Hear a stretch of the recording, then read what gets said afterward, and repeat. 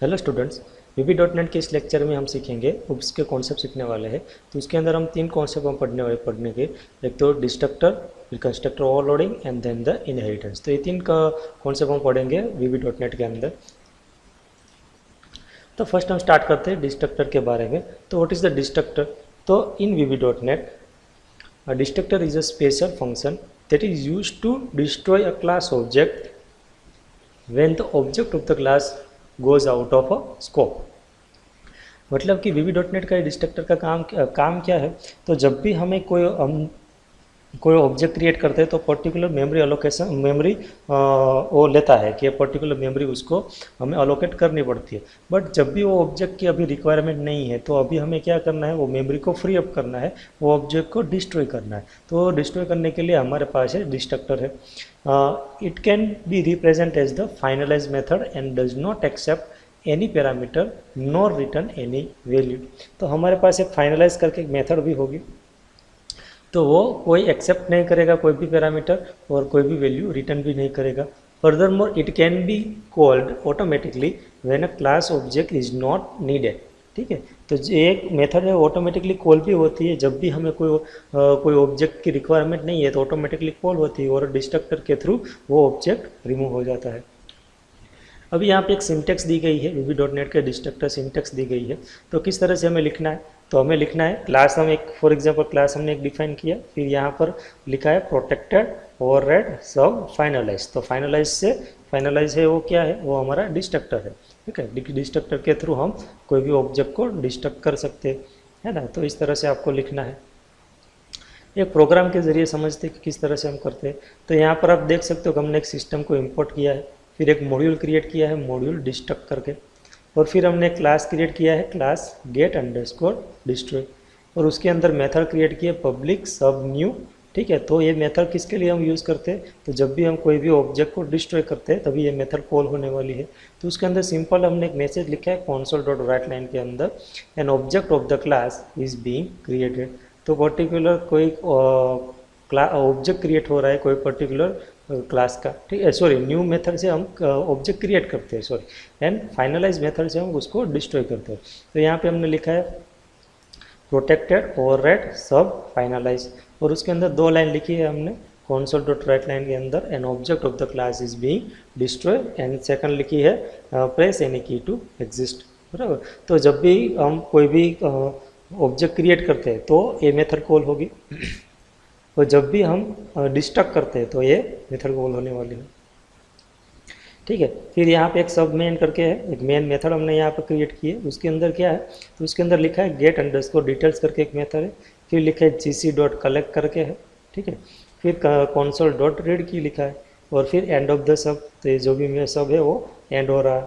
ठीक है, तो यहाँ पर क्या होगा, गेट डिटेल पे क्या होगा, after invoking the gate detail method garbage collector is automatically call. तो गार्बेज मेथड है ऑटोमेटिकली कॉल हो जाएगी। फिर यहाँ पे लिखा है gc.collect लिखा है। ठीक है, और console.read की लिखा है। यहाँ पर क्या किया है, पब्लिक सब गेट डिटेल करके एक मेथड हमने क्रिएट की है, उसके अंदर हमने लिखा है dim dest as get destroy is equal to new get destroy. ठीक है, तो एक हमने सिंपल है यहाँ पर क्या किया है, एक ऑब्जेक्ट यहाँ पर हमने क्रिएट किया है डेस्ट करके। ठीक है, अभी नेक्स्ट कॉन्सेप्ट हमें पढ़ना है कंस्ट्रक्टर ओवरलोडिंग हमें पढ़ना है। ठीक है,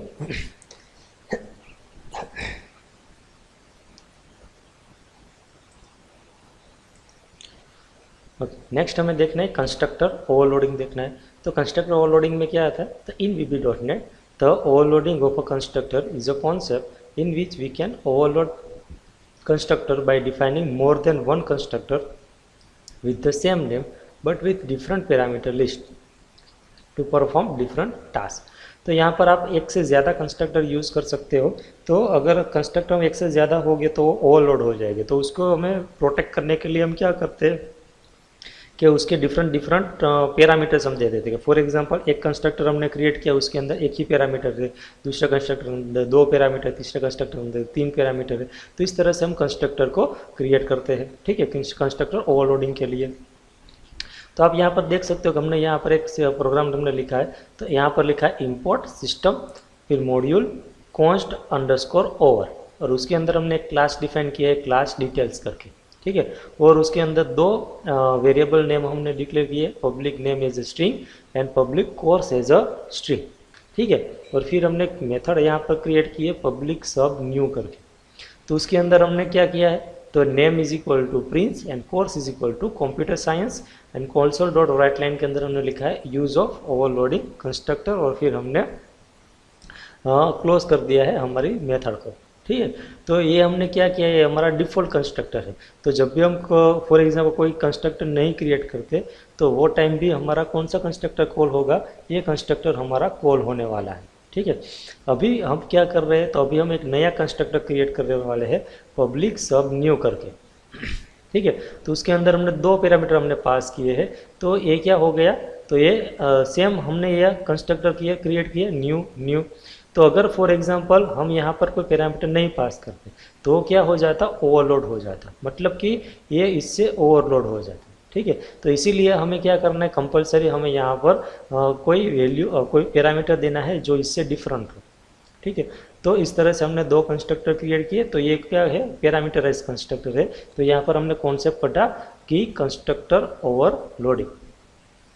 फिर हमने यहाँ पर लिखा है name is equal to A and course is equal to B, ठीक है। तो नेम और कोर्स है, तो यहाँ से हम तो ए हमने यहाँ से मिलेगा और बी हमें यहाँ से मिलेगा। फिर हमने एक मेन मेथड हमने यहाँ पर क्रिएट की है सब मेन करके। उसके अंदर हमने एक ऑब्जेक्ट हम क्रिएट करने वाले हैं, इस क्लास का ऑब्जेक्ट क्रिएट करेंगे, ठीक है, डिटेल क्लास का। तो यहाँ पे डी एज डिटेल, तो हम डिटेल क्लास का एक ऑब्जेक्ट क्रिएट किया is equal to new details. तो यहाँ पे एक ऑब्जेक्ट हमारा क्रिएट हो गया।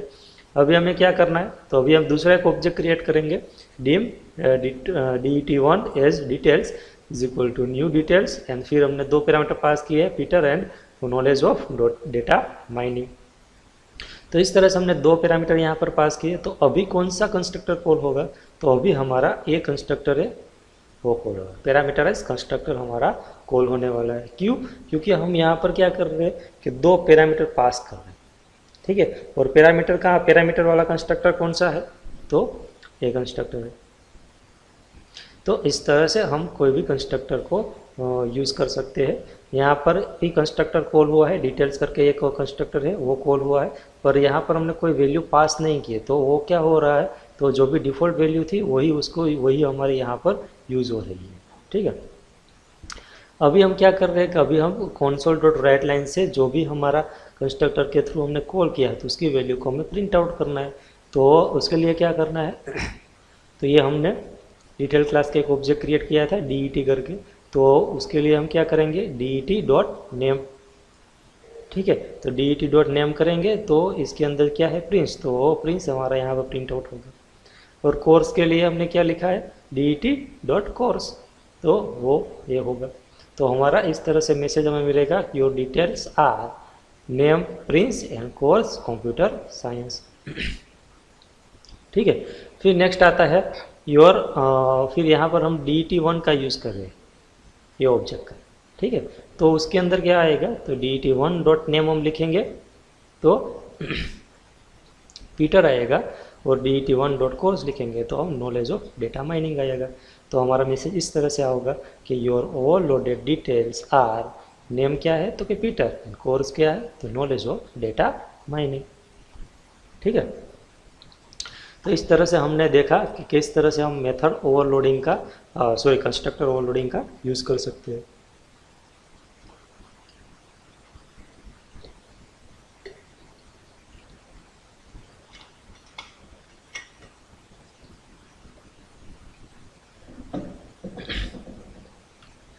नेक्स्ट कॉन्सेप्ट हमें पढ़ना है इनहेरिटेंस का। तो इनहेरिटेंस में क्या आएगा, तो in VB.NET inheritance is the process of creating a new class by inheriting the properties and function from the old class and extending the functionality of the existing class, ठीक है। तो inheritance में concept क्या है, तो inheritance में तो child और पेरेंट का कॉन्सेप्ट, मतलब कि जो भी चाइल्ड क्लास होगा वो पेरेंट की प्रॉपर्टीज़ को एक्सेस कर सकेगा, और जो भी उसकी प्रॉपर्टी है वो तो वो यूज़ करने ही वाला है, बट वो चाइल्ड क्लास की प्रॉपर्टीज़ को भी एक्सेस कर सकता है, ठीक है। It also provides a reusable and faster implementation time of the code. तो इससे क्या होगा कि जो भी फंक्शनैलिटी है कॉमन होगी बेस जो भी पेरेंट क्लास की है ना, तो फिर से आपको लिखने की रिक्वायरमेंट नहीं है, आप सिंपली उसको इनहेरिट करके वो फंक्शनैलिटी को अपने क्लास के अंदर भी उसको यूज़ कर सकते हो। ठीक है। When we create a derived or inherited class, inheritance allow us to inherit all the properties of existing class। ठीक है। तो अगर हम क्या करते हैं इनहेरिटेंस का यूज़ करेंगे, तो जो भी इनहेरिटेड क्लास है हमारा, उसकी सभी प्रॉपर्टीज़ हम अपने क्लास के अंदर उसको यूज़ कर सकते हैं। तो जो भी ओल्ड क्लास है उसको हम बोलेंगे बेस क्लास, और जो भी इनहेरिटेड क्लास है उसको हम बोलेंगे डिराइव क्लास। ठीक है। तो ये डिराइव क्लास वो है हमारा चाइल्ड क्लास, और जो बेस क्लास है वो है हमारा पेरेंट क्लास। तो यहाँ पर हमने एक सिंटेक्स दी गई है, इनहेरिटेंस की सिंटेक्स दी गई है। तो यहाँ पर क्या लिखा है, first of all access modifier है, क्लास है, एक name of the base class है। एक्सेस मॉडिफायर मतलब कि जो भी आपको एक्सेस देना है वो पर्टिकुलर क्लास का, वो आप यहाँ पर दे सकते हो। फॉर एग्जांपल आपको पब्लिक देना है तो क्लास कौन सा हो जाएगा, पब्लिक हो जाएगा। तो मतलब कि वो कोई भी क्लास उसको इनहेरिट कर सकता है। फिर यहाँ पर आपने name of the base class दे दिया, आपने आपका जो भी नेम था आपका क्लास का वो नेम आपको देना है यहाँ पर। फिर यहाँ पर आपको क्लास को क्लोज कर देना है, और यहाँ पर उसके इन बिटवीन आपको क्या करना है, जो भी आपका इम्प्लीमेंटेशन है वो सभी इम्प्लीमेंटेशन आपको यहाँ पर लिखना है। अभी नेक्स्ट क्या है, तो एक्सेस मॉडिफायर है, क्लास है, फिर name of the derive class है। तो फिर से वही सेम चीज़ है। ठीक है। Inheritance inherit the name of the base class, मतलब कि हमने एक कीवर्ड यूज़ किया इनहेरिट्स करके, और अभी हमें क्या देना है, name of the base class देना है। मतलब कि ये जो भी हमारा क्लास था बेस क्लास, उसका नेम हमें यहाँ पर प्रोवाइड करना है। जैसे आप यहाँ पर उसका नाम प्रोवाइड करोगे, इसके अंदर का जो भी इम्प्लीमेंटेशन होगा, जितने भी डेटा मेंबर्स होंगे, जितने भी मेथड्स होगी, वो सभी चीज़ें आप कहाँ पर यूज़ कर सकोगे, यहाँ पर उसको यूज़ कर सकते हो। और फिर हमने क्लास को एंड कर दिया। तो इस तरह से आप क्या कर सकते हो कि एक्सेस स्पेसिफायर करके एक्सेस स्पेसिफायर करके यूज़ करके आप बेस क्लास क्रिएट कर सकते हो, या फिर डिराइव क्लास क्रिएट कर सकते हो। मतलब कि आप यहाँ पर इनहेरिट कर रहे हो बेस क्लास की प्रॉपर्टीज़ को, आप यहाँ पर इनहेरिट कर रहे हो सिंपली। यहाँ पर हम उसका एक एग्जांपल हम देखने वाले हैं। तो यहाँ पर क्या लिखा है, इंपोर्ट सिस्टम, फिर हमने एक मॉड्यूल क्रिएट किया है, फिर उसके अंदर हमने क्लास क्रिएट किया पब्लिक क्लास व्हीकल करके। ठीक है। तो व्हीकल जो भी क्लास है उसके पास दो मेथड है, एक तो स्पीड करके मेथड है, और एक तो सब परफॉर्म करके एक मेथड है। तो स्पीड करके मेथड है, उसके अंदर हमने लिखा है console.writeline के अंदर 4 wheeler car are more luxurious than 2 wheelers. ठीक है। सिंपली हमने एक मैसेज लिखा है। फिर हमने लिखा है एक दूसरी एक मेथड हमने क्रिएट की है यहाँ पर, सब पब्लिक ओवरराइडेबल सब परफॉर्म करके हमने लिखा है यहाँ पर। ठीक है। तो ये क्या है, तो हमने यहाँ पर एक दूसरी एक मेथड क्रिएट की है, और उसके अंदर हमने सिंपल एक मैसेज हमने लिखा है, तो both vehicles are good but in a narrow lane 2 wheeler are, और फिर एक मैसेज है यहाँ पर। तो जब भी ये मेथड हमारी यूज़ होगी तो ये मैसेज हमारा वर्कआउट करेगा। ठीक है। अभी हमने एक दूसरा क्लास क्रिएट किया है क्लास बाइक करके। ठीक है। वो क्या कर रहा है, क्लास बाइक है वो इनहेरिट कर रहा है व्हीकल क्लास को। तो यहाँ पर हमने लिखा क्लास बाइक इनहेरिट्स व्हीकल, और फिर हमने उसके अंदर एक मेथड क्रिएट की है पब्लिक ओवरराइड सब परफॉर्म करके। ठीक है। और उसके अंदर हमने एक मेथड लिखी है, मैसेज लिखा है सिंपली। ठीक है। सेम तरीके से हमने कार इनहेरिट व्हीकल्स लिखा है, और उसके अंदर भी मैसेज लिखा है। फिर हम क्या कर रहे हैं यहाँ पर जो भी हमारी मेन मेथड है उसके अंदर हम सभी के ऑब्जेक्ट क्रिएट करने वाले हैं। तो dim vehicle as vehicle new vehicle, एक व्हीकल क्लास का ऑब्जेक्ट क्रिएट किया, फिर बाइक का एक क्लास का ऑब्जेक्ट क्रिएट किया, फिर कार क्लास का एक ऑब्जेक्ट क्रिएट किया। फिर हम क्या कर रहे हैं यहाँ पर vehicle is equal to bike. तो अभी हम vehicle is equal to bike कर रहे हैं, तो ये ऑब्जेक्ट की प्रॉपर्टीज हमने इसको यहाँ पर असाइन कर दी। फिर हम लिख रहे हैं व्हीकल डॉट परफॉर्म, तो जो भी परफॉर्म के अंदर होगा, ठीक है, तो वो आपको आंसर में मिलेगा, तो आपको ये आंसर मिला। फिर हमने क्या किया, vehicle is equal to car, तो कार की प्रॉपर्टीज़ को हमने व्हीकल में स्टोर कर दी। ठीक है। फिर हमने क्या लिखा, व्हीकल डॉट परफॉर्म, तो अभी हम व्हीकल डॉट परफॉर्म लिखने वाले, तो एक मैसेज हमारा एग्जीक्यूट हो रहा है। ठीक है। और लास्ट में console डॉट रीड की, तो अभी कोई भी की हम प्रेस करेंगे तो हम एग्जिस्ट हो जाएंगे। ठीक है। तो इस तरह से हमने इनहेरिटेंस का कॉन्सेप्ट यहाँ पर सिंपली पढ़ा। ठीक है। एक दूसरा एक प्रोग्राम है, ठीक है। तो प्रोग्राम भी सेम उसी तरीके से, एक हमने क्लास क्रिएट किया है सर्कल, फिर हमने क्लास किया है माई डिराइव क्लास इनहेरिट सर्कल। तो ये जो भी क्लास है वो क्या कर रहा है, ये प्रॉपर्टी एक क्लास है उसकी प्रॉपर्टीज़ को इनहेरिट कर रहा है, मतलब कि सिंपल इसको यूज़ कर रहा है। और उसके अंदर हमने सभी चीज़ें लिखी है सर, कुछ डेटा मेंबर्स है यहाँ पर, कुछ मेथड्स है यहाँ पर, ठीक है। तो सभी डेटा मेंबर्स है, मेथड्स है, उसका हम यूज़ करेंगे कहाँ पर, हमारे इस क्लास के अंदर हम यूज़ करने वाले हैं, ठीक है। और फिर एक ओवरराइड करके मेथड भी हमने लिखी है शो करके, तो जब भी हम शो करेंगे तो माई बेस डॉट शो, तो वो शो होने वाली है, ठीक है। और फिर हमने एक मेन मेथड हमने क्रिएट की है, उसके अंदर हम क्या कर रहे हैं, तो उसके अंदर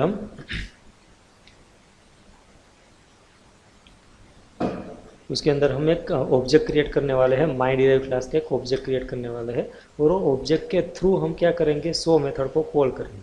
तो सिंपल हमने लिखा सी डॉट शो,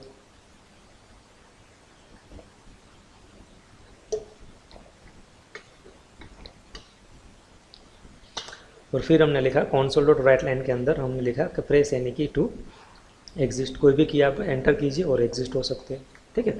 तो इस तरह से हमने यहाँ पर भी इनहेरिटेंस का कॉन्सेप्ट यहाँ पर हमने पढ़ा। अभी लास्ट कॉन्सेप्ट है मल्टी लेवल इनहेरिटेंस, ठीक है। तो मल्टी लेवल इनहेरिटेंस में क्या आएगा, तो वो अभी हमें पढ़ना है। तो इसके अंदर VB.NET only support single inheritance, ठीक है। तो VB.NET के अंदर हम सिंपली सिंगल इनहेरिटेंस का ही यूज़ कर सकते हैं। That means a class can inherited from the base class. कोई एक क्लास है वो इनहेरिट किसको कर सकता है, वो अपने एक ही बेस क्लास को इनहेरिट कर सकता है, एक से ज़्यादा बेस क्लास को इनहेरिट नहीं कर सकता। However VB.NET uses hierarchical inheritance to extend one class to another class which is called as a multi level inheritance, ठीक है। बट हियरार्चिकल इनहेरिटेंस का यूज़ करके आप उसको अचीव कर सकते हो। यहाँ पर हमने लिखा है for example class C extend class B, मतलब कि क्लास सी है वो किसको एक्सटेंड कर रहा है, क्लास बी को एक्सटेंड कर रहा है। क्लास बी है वो एक्सटेंड क्लास ए, मतलब क्लास बी है वो क्लास ए को एक्सटेंड कर रहा है। Class C will inherit a member of both A and B, ठीक है। तो यहाँ पर क्या हो गया कि क्लास सी है वो दो क्लास को इनहेरिट कर रहा है इनडायरेक्टली। क्यों, क्योंकि देखा जाए तो सिंपली सी है वो उसको तो सिंपली बी को ही एक्सटेंड कर रहा है, बट क्लास बी है वो ए को एक्सटेंड कर रहा है, ठीक है। तो इनडायरेक्टली क्या हो गया, तो सी है वो बी को भी एक्सटेंड कर रहा है और सी को भी एक्सटेंड कर रहा है, सॉरी ए को भी एक्सटेंड कर रहा है। तो सी के पास दोनों की प्रॉपर्टीज एक्सेस कर सकता है सी क्लास, ठीक है। तो क्लास ए और बी दोनों की प्रॉपर्टीज़ को एक्सेस यहाँ से हो सकता है। तो इसको हम बोलेंगे मल्टी लेवल इनहेरिटेंस हम बोलेंगे। हम यहाँ पर एक सिंटेक्स दी गई है, तो ये आप देख सकते हो कि public class A B C. Simply हमने ये क्या किया, तो देखो क्लास सी है वो इनहेरिट कर रहा है क्लास ए को, क्लास बी है वो इनहेरिट कर रहा है क्लास ए को, एंड क्लास ए है सिंपल। यहाँ पर एग्जाम्पल के जरिए हम समझने वाले हैं। तो यहाँ पर सेम एग्जाम्पल लिखा है पब्लिक क्लास ए, फिर उसके अंदर मेथड लिखी है डिस्प्ले, एक वेरिएबल लिखा है एस नेम, फिर क्लास बी लिखा है वो इनहेरिट कर रहा है क्लास ए को, फिर उसके अंदर लिखा है हमने सिंपल प्लेस, और फिर हमने एक मेथड हमने क्रिएट की है गेट प्लेस करके। फिर एक क्लास लिखा है सी, वो इनहेरिट कर रहा है क्लास बी को, क्लास बी ए को, ठीक है। तो क्लास सी है वो क्या कर सकता है, अभी इसको भी एक्सेस कर सकता है और इसको भी एक्सेस कर सकता है, ठीक है। और यहाँ पर हमने लिखा है रोल नंबर, फिर एक मेथड हमने क्रिएट किए, फिर हमारे एक मेन मेथड है तो वहाँ से हम उसको एक्सेस करने वाले हैं। तो यहाँ पर हमने एक ऑब्जेक्ट क्रिएट किया है सी करके, हम सी डॉट एस नेम लिखेंगे is equal to Donald Trump, ठीक है। तो क्या होगा, तो एस नेम कहाँ पर किसकी प्रॉपर्टी, यहाँ पर इसकी प्रॉपर्टी, पर आपने ऑब्जेक्ट तो इस क्लास का यूज़ किया, फिर भी आप उसको असाइन कर सकते हो। क्यों, क्योंकि आपने इनहेरिट किया है बी और बी को इनहेरिट किया है ए ने, इसलिए सेम तरीके से प्लेस और रोल नंबर के, और फिर आपने कॉल किया है डिस्प्ले गेट प्लेस और रोल नंबर, ठीक है। तो सभी मेथड से इसकी सभी मेथड वो यहाँ पर कॉल होगी, तो जो भी आउटपुट होगा आपको इस तरह से आपको आउटपुट मिलेगा, ठीक है। तो यहाँ पर हमने मल्टी लेवल इनहेरिटेंस का कॉन्सेप्ट भी हमने पढ़ा। अभी असाइनमेंट के रूप में आपको दो क्वेश्चंस के आंसर आपको सबमिट करने हैं। फर्स्ट क्वेश्चन है एक्सप्लेन इनहेरिटेंस विथ एग्जांपल, आपको एग्जांपल के जरिए इनहेरिटेंस को एक समझाना है, और फिर आपको बताना है कि what is the destructor, destructor क्या है वो आपको समझाना है, ठीक है। ये दोनों क्वेश्चंस के आंसर आपको एज अ असाइनमेंट के रूप में आपको सबमिट करने हैं। Thank you all of you.